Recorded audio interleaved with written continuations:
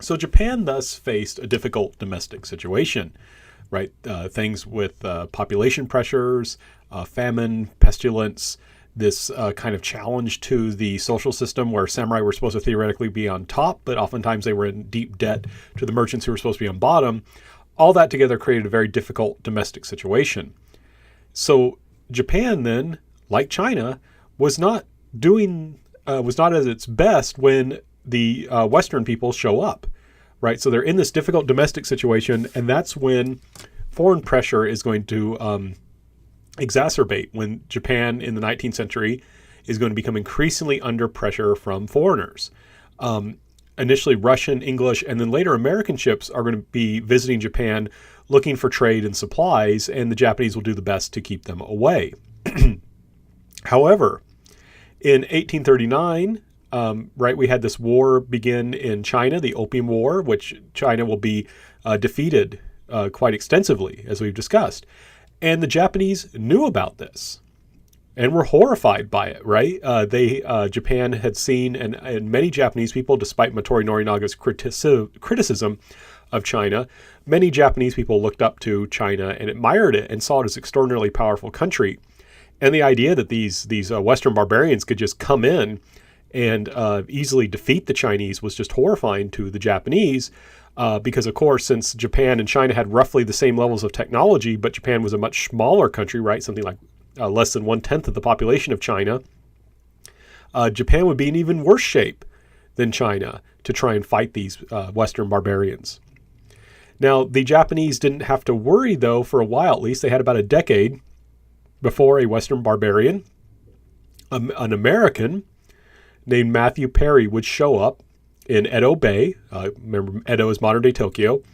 And he would tell the Japanese that government, right, you need to sign a treaty with us, you need to open the country up for trade, or we will take military action against you, right? It's the principles of the world that the nations of the world engage in free trade. And, you know, our sailors sometimes get shipwrecked and we want to make sure they're treated well by you, so we need to, you need to open up. And if you don't, well, we've got these warships, and they could easily destroy your capital and other port cities. And the Japanese knew this wasn't a bluff because the British had been doing this during the Opium War, right? The British had easily defeated Chinese armies and navies and had been able to use their advanced artillery to do serious damage to Chinese cities that resisted them. And Japan, traditionally, because there's a lot of earthquakes, their buildings are often made of wood and paper. And just firing a few cannon shots into Edo could have easily started massive fires. So this was a serious threat to Japan. And Matthew Perry, I mean, on one side, this is kind of disturbing to us that he would just threaten to do this damage to Japan. But I'm always amazed at this guy's chutzpah, because he gave the Japanese a white flag and said, if we fight, you know, if you resist us and we fight, you will need this so that we know that you're ready to surrender. And Perry says, I'm going to show up, I'm going to come back in about a year or so, and then you can give me your final answer. And the Tokugawa government is just absolutely not sure what to do, right? They're not sure what to do. On one side, theoretically, I mean, you know, this is someone's trying to use force to force Japan to open its doors. It makes sense to resist, especially when you have a military government. Remember that shogun, the title shogun actually means general. So there's this kind of tendency to want to resist, but at the same time, they know from what happened to China that if they try and resist, they will lose.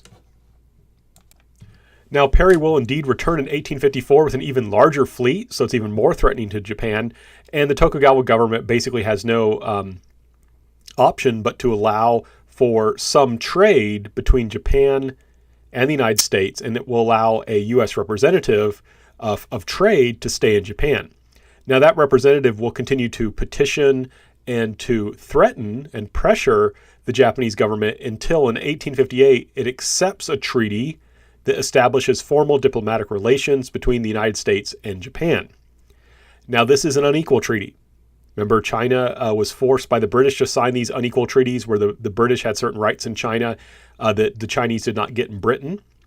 And this was an unequal treaty. For example, it gave the United States, in addition to opening, formalizing kind of trade and political agreements, it gave the United States extraterritoriality. Remember, that means that Americans would be tried in accordance with American law by American judges and sentenced by in accordance with American law if they committed crimes in Japan. Right. And it was saying that, these Japanese, we don't recognize their justice system because they practice torture. They execute criminals and put their heads on display. We don't like that. We think it's wrong. So we're going to make sure that our American citizens are treated in accordance with civilized standards of law. But of course, this is an unequal treaty because Japanese who went to the United States would be under American law, right? Americans in Japan are under American law. Americans in the United States are under American law. Unequal. The Americans and other foreigners who would quickly sign treaties would gain the power to practice Christianity in the ports that were open, right? This doesn't open all ports, but it opens some.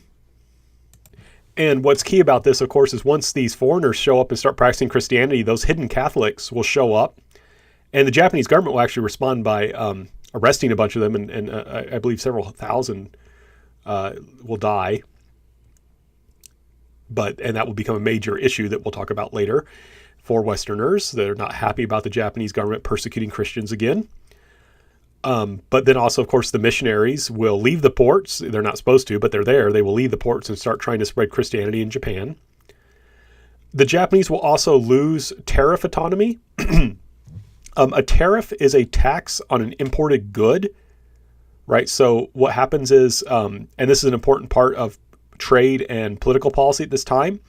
So let's say that you want to develop a steel industry. Well, in that case, you will put a tax on imported steel. So that way your steel industry will not be just taken over completely by foreign steel, which might be cheaper, right? So you put a tax on it so that way your native steel industry will not be just swamped by cheap foreign steel and will have a chance to develop. And that's a very important kind of policy, right? You can use a tariff, a tax on an imported good in order to shape consumption patterns to make sure that your people are not spending money on luxuries. For example, you put a high tax so they can't afford it. And also, like I said, to protect your industries. Japan, through the treaty, was not allowed to set the tariffs at whatever they wanted. The tariff law rules were set, and of course they were set low in a way that would favor foreigners, not Japanese merchants, right? Would favor foreigners. They would be, so the tariffs were fixed, so they would make it easier to sell foreign goods in Japan and would make it harder for the Japanese to protect their own industries. However, one thing we have to stress, Japan did learn from China's mistake. Now, we can't be too hard on the Chinese for fighting the British. It was shocking that this little country could defeat the Chinese so decisively. But the Japanese had been learned from the Chinese example, and they went on and had made this treaty without losing a war. So they were in a better position, right? They hadn't lost a war. China basically had to do what the British told them because they had lost very badly. Japan hadn't lost a war. So Japan had put into this treaty that the Americans were not allowed to bring in opium. So whereas China is going to be struggling with this terrible drug addiction that is totally hurting their economy, the Japanese don't have to deal with it because the Americans recognize that bringing in opium is illegal and they have to help police that. In addition, the Japanese are allowed to import military technology. That's in the treaty, and that will help them later. Now, here's the thing. In hindsight, the Tokugawa government made the only reasonable decision that they could make. If they would have fought the Americans, they would have lost. They would have had to deal with a really bad, and they would have had even a worse deal, right? Basically, the Tokugawa strategy was, let's buy some time, make a treaty. It's not too bad. It's not too unfavorable. We'll develop our economy. We'll develop our industry. We'll develop our military so we can later on deal with these foreigners. That was basically their what they were trying to do. They were trying to delay things. They were trying to play for time. And so they accepted this without a war. It makes perfect sense. In hindsight, this was, I think, the only reasonable thing to do. However, to Japanese people at this time, this looks terrible, right? The shogun is supposed to be a general. The shogun's supposed to be out there fighting. And these foreigners show up, and all of a sudden the shogun's like, yeah, we're going to go along with what these foreigners say. They're too strong. We can't fight them. So many Japanese people who are already kind of questioning the Tokugawa because of all those other problems we talked about, they're like, these shoguns don't know what they're doing. They're weak. We can't take them seriously. We need someone else to rule us. So as stated, the weakness of the Tokugawa government has been exposed by Matthew Perry, right? This American shows up and tells the Japanese government, you have to open up. Later on, Tokugawa Japan is forced to make a treaty with the United States. And this makes the Japanese government, Japanese Tokugawa government, look very weak. Now, like I said, this made sense. This was a strategy of buying time, right? You can't resist the enemy, so just go along with them a little bit to get yourself some time so you can modernize successfully. And as I said, a lot of Japanese are going to look at this and say, this is bad, we don't like this government. And it's those who have been influenced by national learning say, you know what? We have this God Emperor. Remember Motoori Norinaga in National Learning? He taught that Japan was a special place with a God Emperor. We've got this God Emperor. Why don't we restore him to power? Right? Why don't we restore him to power? So because there's, like I said, there's this ideology in Japan that says, why do we have the shogun in charge? We've got a God Emperor. Let's bring him to power. I cannot emphasize enough how this is so important for the Japanese. And we'll see this later when the Qing Empire finally falls apart in China. That the Japanese can get rid of a weak government, but then after getting rid of that government, they have something that they can rally around to act as a center of unity as they build a new modern government. Right? When the Japanese get rid of the shogun, as we shall see, they can turn to the emperor as a source of unity. And that is of extraordinary importance. Now, the emperor was happy about this. The emperor at this time period wanted more power. He didn't like the shogun telling him what to do. He didn't like being the shogun's puppet. So when the shogun signs this treaty with the United States in 1858, the emperor says, I disagree with this. Shogun, don't do it. The shogun will do it anyway. But the key thing is that makes him really unpopular, and it makes the emperor popular. Now, like I said, the only rational thing to do at this time was to accept the treaty. But the people at the time did not necessarily know this. So the emperor wants more power. He's got these people who are supporting him. He refuses to support the American treaty. He tells the shogun not to sign it. Shogun signs it anyway. Emperor looks good. Shogun looks bad. And so many samurai are going to start flocking to the emperor to support him, right? Especially many low to mid-ranking samurai. And again, I have to stress, this may seem like a very minor point. This is huge. A lot of his major supporters are those low, mid-ranking samurai. Remember how I said when you've got this problem, if you're a low, mid-ranking samurai, you can't do anything, right? You can't rise up in the ranks because your rank is determined by your birth. You can't get a different job because that's not allowed. The social classes are frozen. So you're kind of stuck. Well, maybe there's a way out if you support the emperor, right? You've got these samurai who have nothing to do, who have nothing to lose and everything to gain. Those guys are going to start hanging around the emperor. And those guys will often start assassinating pro-shogun officials. And that picture on the right is a picture of Ii Naosuke. He was an important shogunal official, a very high-ranking person.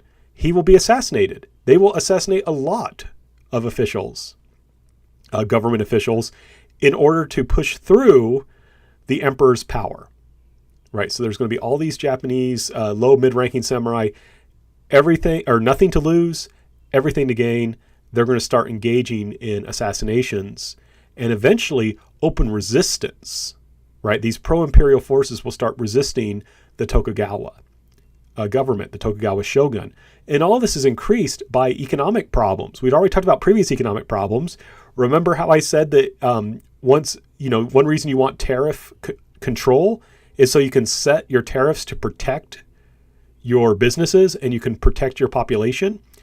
Japan, remember, can't do that. And so Japan's being flooded by all these cheap foreign goods, and it's putting Japanese people out of business. And so there's also all this economic problems, which is just encouraging all this. So the Tokugawa is facing a lot of problems. It's facing well-organized and violent resistance. And there's just a general feel in Japanese society that something needs to change. And it's kind of clear to many people what should change. Get rid of the Tokugawa, get rid of the shoguns, bring back the emperor. So what will happen, and I'm really, really oversimplifying things. If you're really interested in going to the nitty-gritty details of this, I hope you can take my Modern Japan class. But several domains, right? Remember we talked about how Japan is still divided into a couple hundred domains, will unite and overthrow the Tokugawa in 1868. And as an aside, these were all the domains that were far away from the shogun because he didn't trust them.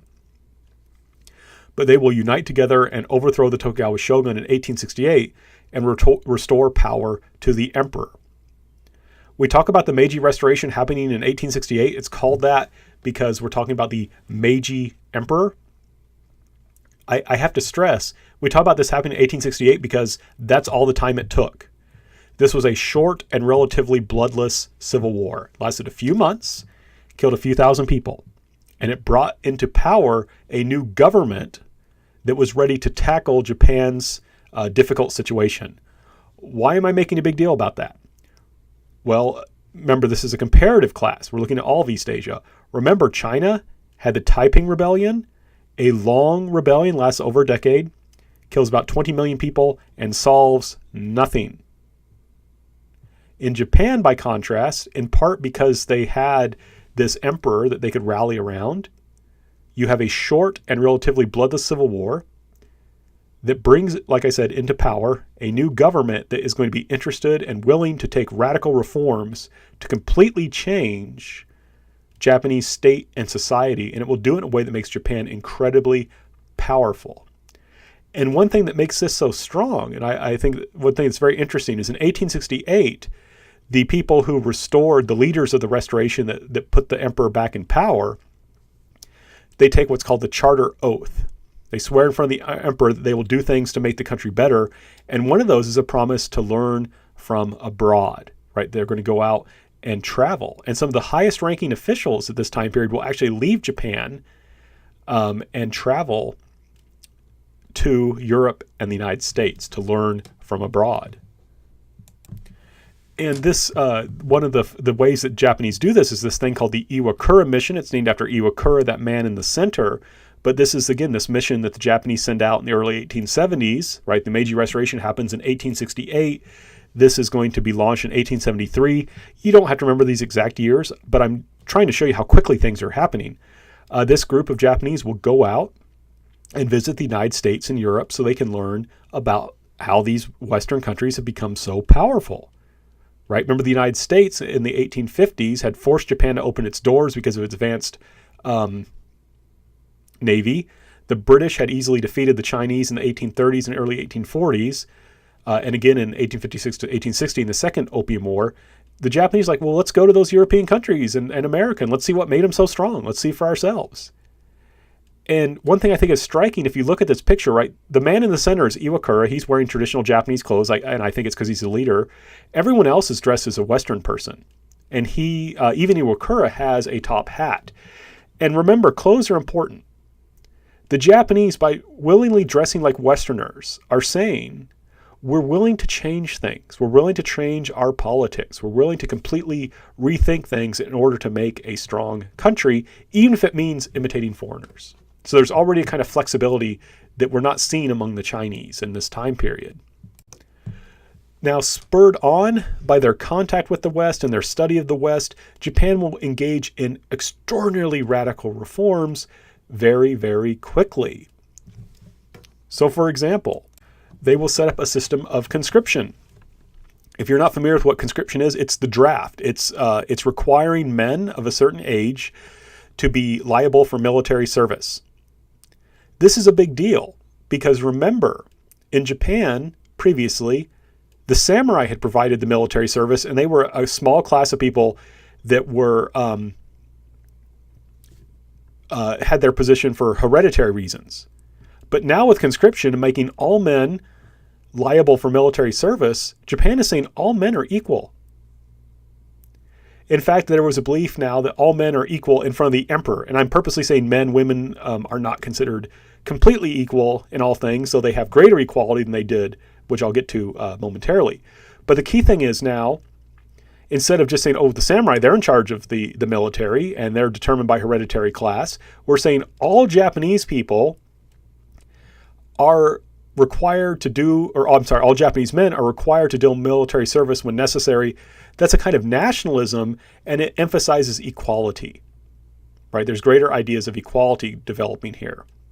All men are required to serve the country. That is a duty that all men hold equally. In addition, Japan develops compulsory education. This is required. All boys, all girls are required to attend at least 4 years of school. Now, that may not sound like a big deal because that's basically saying that you have to have a third grade education. But that is a huge deal for several reasons. One is, notice it included girls. There was no development here. They didn't start off, well, we'll do the boys and then we'll do the girls. They start off from the very beginning saying girls need this too. So, and this is striking because women's education, while there were women who were educated before this time period, it was nowhere equal to men. But now they're saying, okay, boys and girls both need to be educated. And this is a big deal because this is allowing a kind of social mobility. In the past, they would have said, why do peasants need to be educated? You don't need to be an educated person to farm. But now they're saying everyone needs to be educated so people can use their talents where they're best suited. So you may be born a farmer, but maybe your talents would make you a good lawyer or a good business person or something like that. That's fine. Go for it. So we're going to educate people so they will be able to actively participate in our society, in our economy, in the way that they are best suited for. So we're getting rid of that whole, you're at where you're born into a social class and that's where you're going to stay. No, we're now going to have social mobility. Another key reason, or I should say 2 key reasons why they wanted compulsory education was industrialization. You need people who can read and write to work in an advanced economy, right? You can't run a factory. You can't run the machines in a factory unless you know how to read, write, and do basic arithmetic. And that's what a third grade education will allow you to do. In addition, you can't be a soldier in a modern army and be illiterate. So Japan realized that in order to have a strong army and an industrialized economy, it needed to have an educated population. And again, remember, the Meiji Restoration happens in 1868. Look at what they're doing in 1872, only 4 years later. China will not have compulsory education until the early 1900s, and it's never really implemented effectively until much later. But right, the Japanese are doing that 30 years ahead of the Chinese, and they're doing it effectively.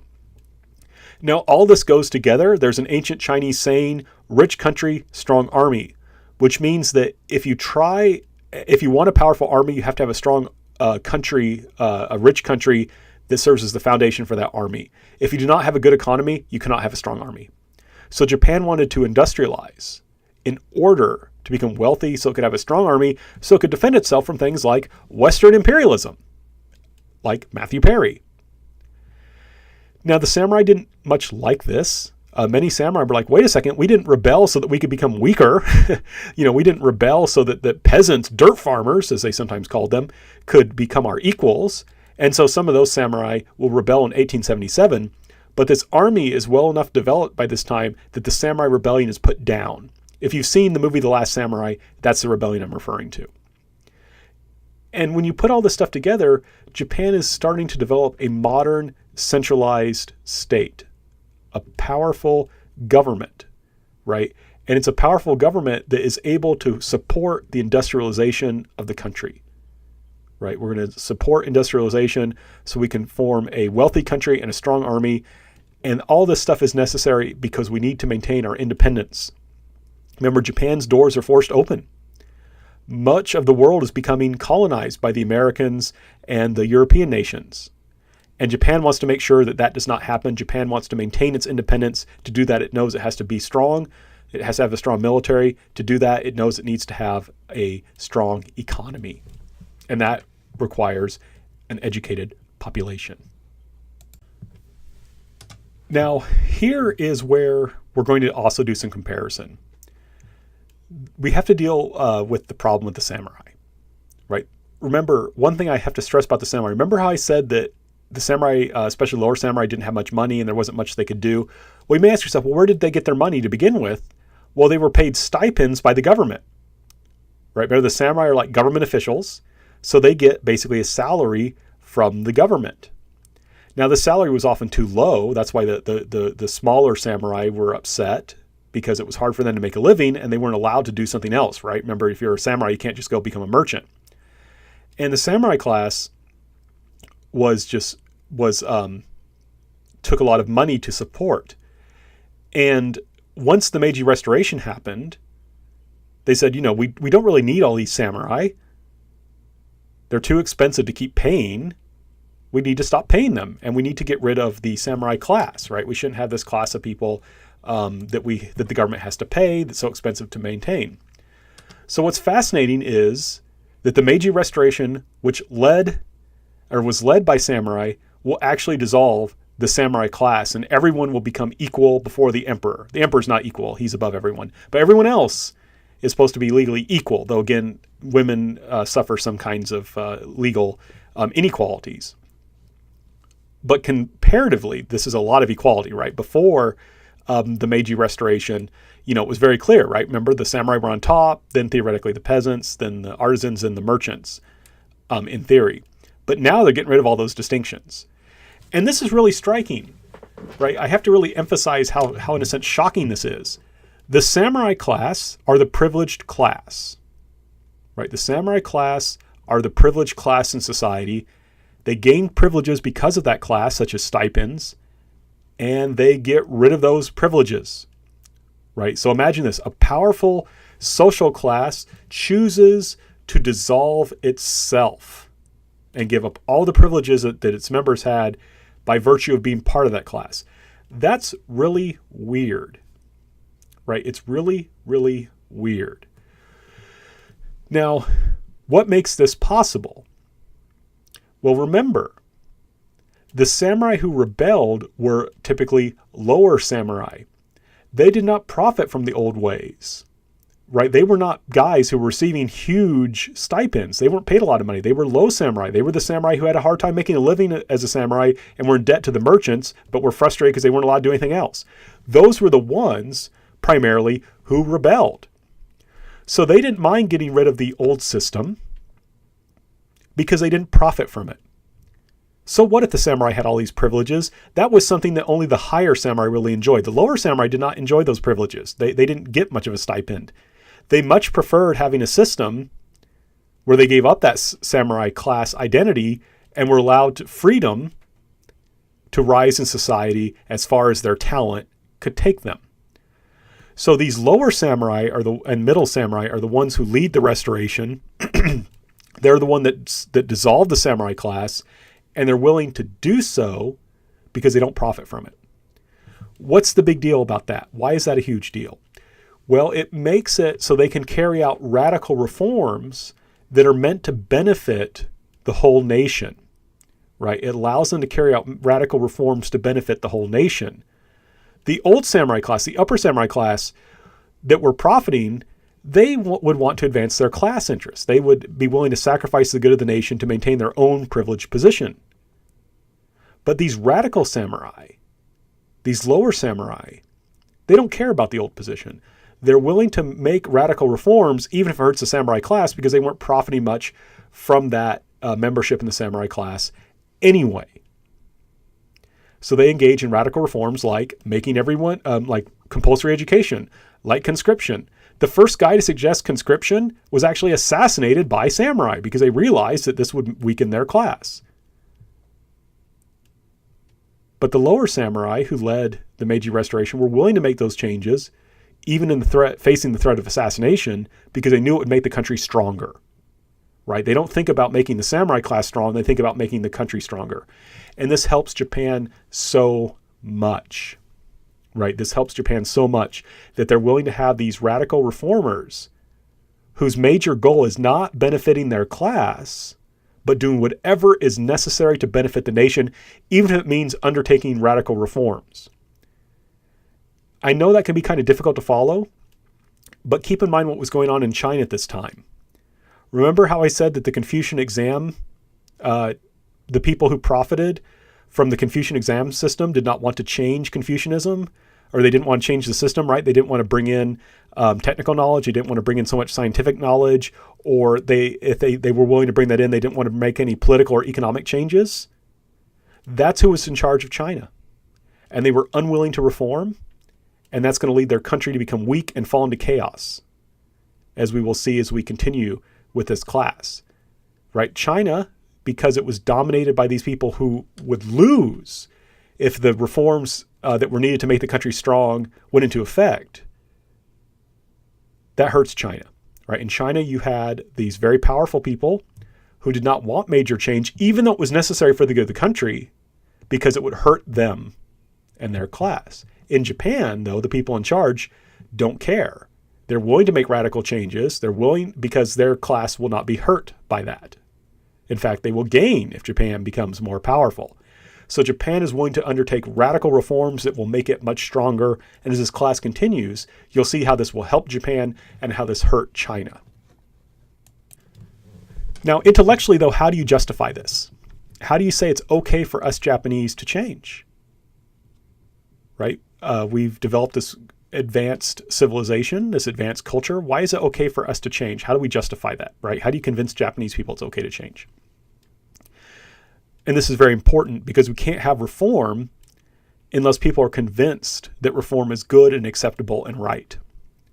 A key figure in this is a man named Fukuzawa Yukichi. Remember how I said that the Dutch studies were important because this gave Japanese some familiarity with Western technology and Western science and Western ideas, and it led them to kind of respect the West and be more willing to change later on? Fukuzawa Yukichi was a person who studied what's called Dutch studies, right? He actually was familiar with these books. He knew how to read and speak Dutch, right? And so he was more willing to respect the West and to say, okay, we can learn from the West. And he will very quickly learn English. He will learn that the United States and Great Britain are some of the most powerful countries in the world, and that it's good to study the English. And there was a debate at this time about why the West was so powerful. Everyone, even the Chinese and the Japanese and the Koreans, would agree that the West was powerful. But the question was, why was the West so powerful? Some Western people, as we discussed early on, said it's our race. White people are just biologically superior. Well, Fukuzawa Yukichi would look at that argument and say, well, that doesn't really help us. I think it's false, but also doesn't really help us because we can't very well change our race. Though, as an aside, there were some Japanese people who argued that in order to strengthen Japan, they should start interbreeding with white people. I'm not kidding. This was seriously suggested as a way of making Japan strong, was to do that. Kind of interesting. But Fukuzawa Yukichi didn't accept that, and it is kind of junk science. Other Western people said, well, it's our religion.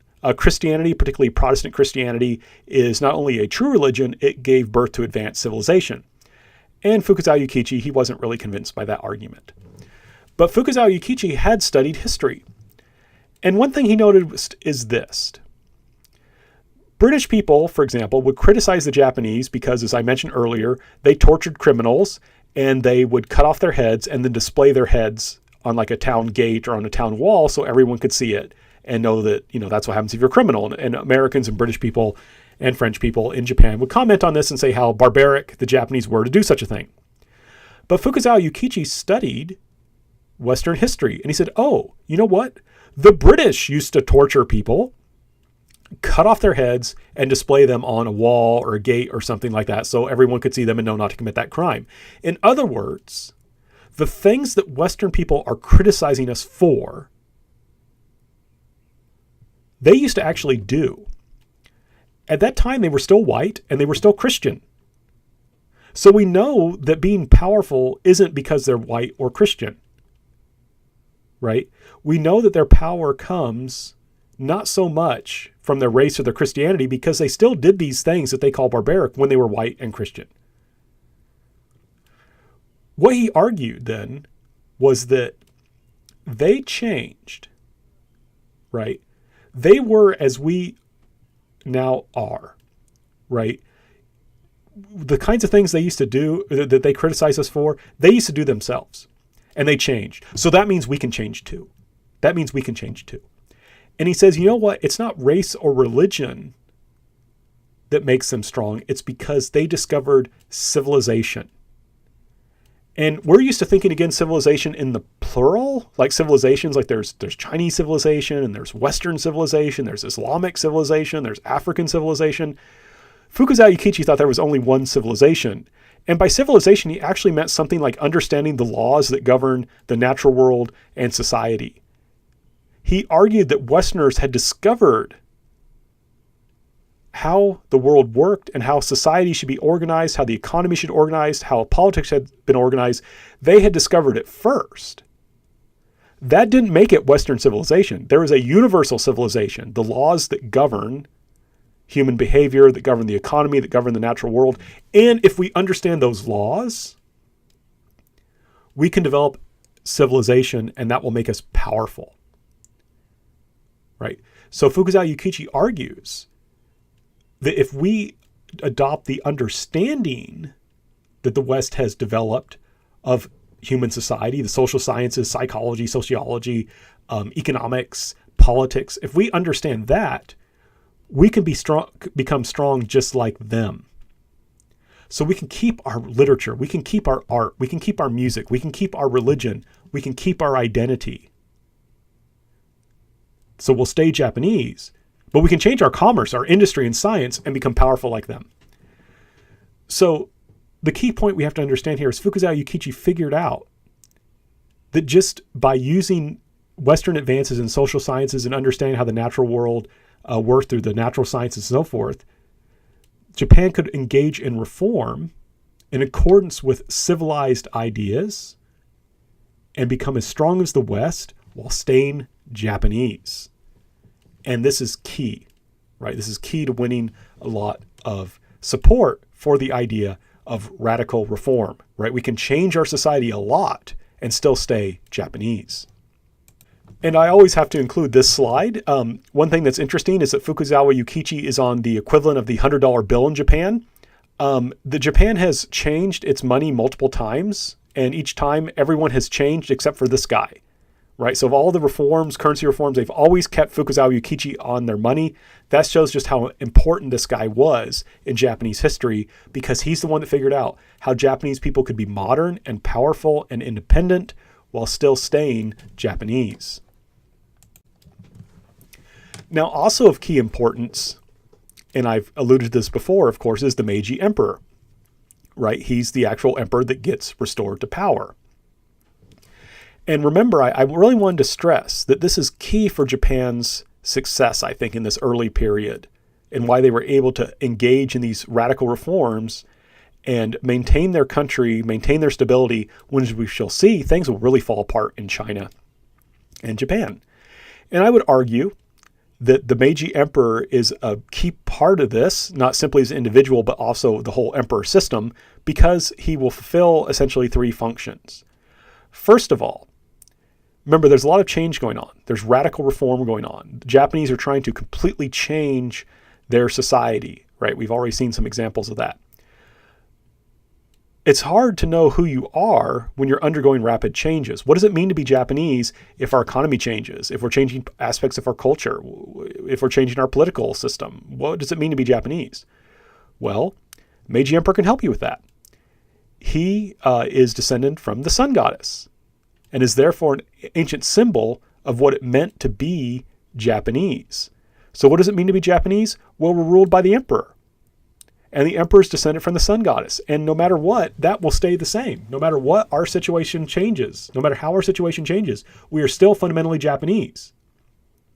Our economy, our politics may be very different from Japan 300 years ago or 1,000 years ago, but it doesn't matter, because we are still ruled by this god emperor who's descendant from Amaterasu, the sun goddess. And that then, having a shared identity, gives a strong sense of unity, right? The Meiji Emperor will help hold people together. Japanese people will unify and rally around this figure of the emperor. He rarely ever actually gives political orders, but when he does, people listen. And in particular, he is very important in dealing with conflict, right? And the Meiji Emperor personally was very good at this. His successor, Hirohito, was terrible at this. When I say successor, there's several emperors between them. If you're not familiar with Hirohito, was emperor during World War II. But Meiji Emperor is very good at dealing with conflict. When there's a problem between different parts of the Japanese government, he will intervene and get people to compromise and work together.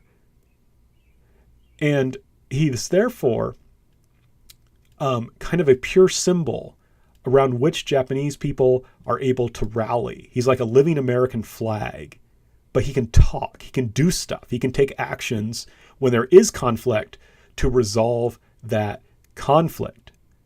And of course, a huge area around which there's conflict is reform.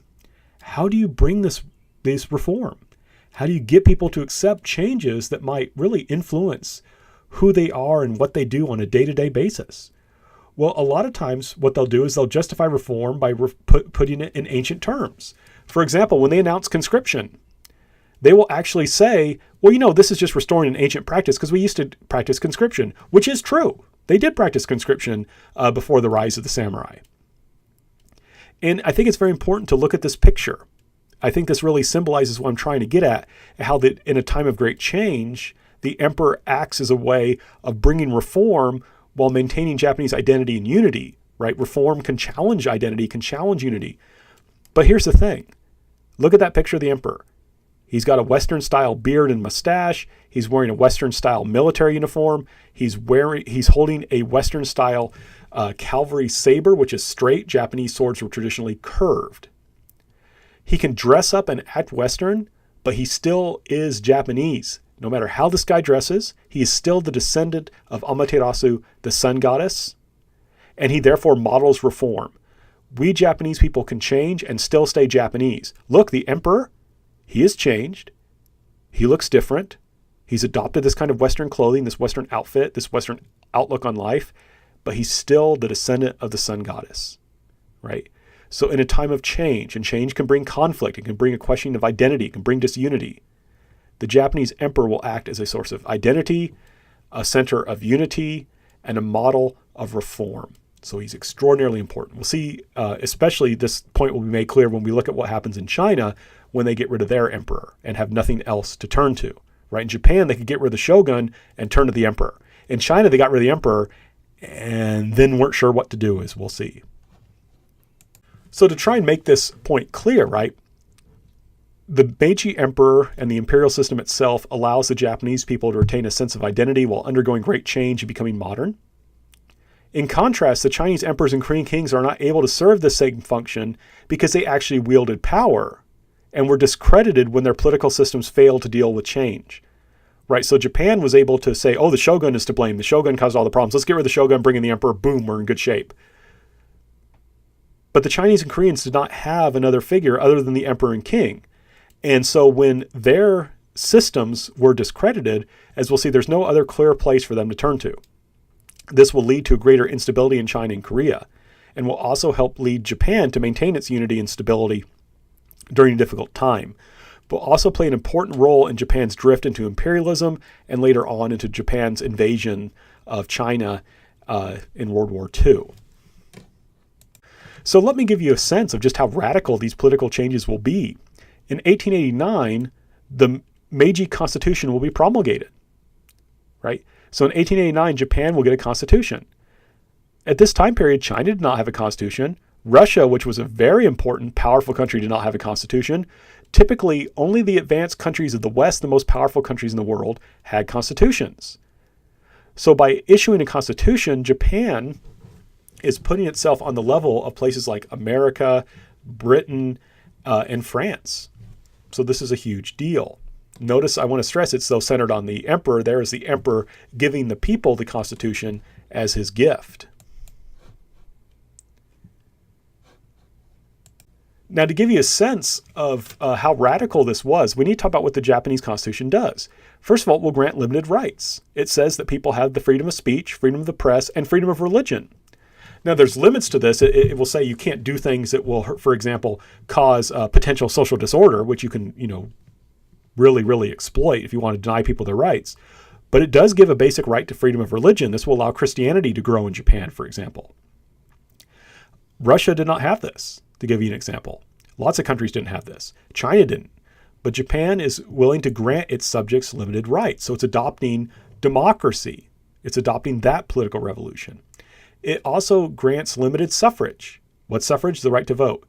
Now, in this time period, only 1% of Japanese can vote. So it's not that many Japanese people get the right to vote. But the key thing is it does recognize that voting is important and that the people, even a small portion of the people, and I should stress these are Japanese men who can vote, that principle is still there. There may not be very many, but just the idea of voting is here. Now, most of the power is actually given to the close advisors to the emperor, And the emperor himself will choose the prime minister, right? They follow this kind of British model. In the British model, if the political party that gets like the most people elected to their legislature, they get to choose the prime minister. But in the Japanese system, the emperor chooses the prime minister. So it's not as liberal as like the British or the French or the American ones. But the key thing is there is a prime minister. And usually the emperor at first will choose his close advisors to be prime minister. Later, it will be political leaders that have no connection to the emperor who will become prime ministers. It will be people who have political parties. They'll become prime ministers. Now, the purpose of this constitution is to organize the government and to unite the people's strength behind it. Right? That's its purpose. Its fundamental purpose is to make Japan strong. It's not like the Bill of Rights, for example, which is in the United States, which is really meant to limit the government. The purpose of this constitution is to organize the state and to unite people's strength behind it. But the fact is, it does share power. It does give limited political rights to people. And I have to stress, the Diet, which is the name of the Japanese legislature, has some real power. For example, they pass the budget. That's power. Right? If you want money, you got to convince the Diet to give you money. Even the military has to get money from the Diet. So that's some power. And the Diet gets to choose who gets to vote. So as time goes on, the Diet will expand the people who get the right to vote. Spoiler alert, in 1925, all men get the right to vote. Right? So it takes, several decades, but eventually this 1% will expand to men, all men. And after World War II, it will include women as well. So the principles of democracy are being expanded, are being established. They will expand later. And the key thing is this marks Japan clearly as a modern, civilized nation, right? To use the language they used in this time period. And this goes through without a civil war or a revolution other than the Meiji Restoration. This goes through rather smoothly, in fact. So the Japanese are dealing with this very well. You'll get, as we go on with the section, why I'm making a big deal about this, because in Korea and China, things do not go nearly this smoothly. Now, there are a couple problems, though. Remember, this constitution is presented as a gift from the emperor. Sovereignty comes from the emperor, not the people. In a sense, the emperor is understood to be the nation. The people are his servants. So there's this kind of question. This is going to become a problem later. This is one reason why the Emperor Hirohito in World War II will be so willing to sacrifice so many of his Japanese people to protect himself. Because in his view, in the political theory of his day, was the emperor is the nation. The emperor is the state. And so the people don't get rights because they're people and they deserve rights. They get rights as a gift from the emperor. So that's an issue. What is his connection to all this? Well, here the connection is the emperor gives you the constitution. He gives you the rights. So theoretically, he could take them away. But also there's this big question. Can we trust people to use these rights responsibly? Right? Can we trust people to use these rights responsibly? And that's always something the Japanese government is concerned with. They realize that democracy gives you strength. They realize that nationalism gives you strength. But can we trust the people from whom this power comes to use their rights responsibly? Now, I'm not too strict on years in this class, but I do need to emphasize this. Note how I stressed that the Constitution was issued in 1889, and the government was concerned with making sure that people used their rights responsibly. Well, right after the Constitution is issued in 1890, the Imperial Rescript on Education was issued. This was a short document. You can see it's right there. It's not terribly long, but it was something that was meant to be recited and memorized by children. That's why it was so short. And so it's basically this kind of explanation of what education is for.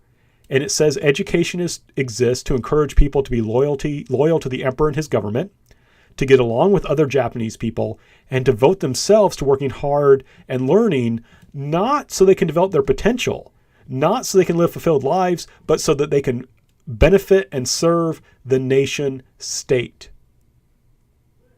So like I said, the whole idea of this Constitution, the whole idea of the Imperial Rescript on Education, the whole idea of giving rights and voting and so forth is to bind the people close to the government so that they will sacrifice and work for that government. It's not so they can develop and live self-fulfilled lives. Or rather, they should find self-fulfillment not through the development of their own talents for themselves, but in service to the government. Now, I have to be careful because from an American perspective, this is kind of shocking. But again, we have to remember this was a time of imperialism when most of the world had been taken over by either the United States or other Western countries. And Japan wanted to maintain its own independence. And the only way they thought they could do that was by getting all of their people to be willing to support and sacrifice for the government. That was needed to keep Japan independent. And they have a good argument, frankly speaking. The problem is the principles declared here were declared to be transcendent. The government has your highest loyalty. So there's no room for questioning authority, right? It's very difficult for Japanese people to really question authority without getting in a lot of trouble. And that's going to cause a lot of problems in the 1930s. But that's something we're going to continue with in a different section.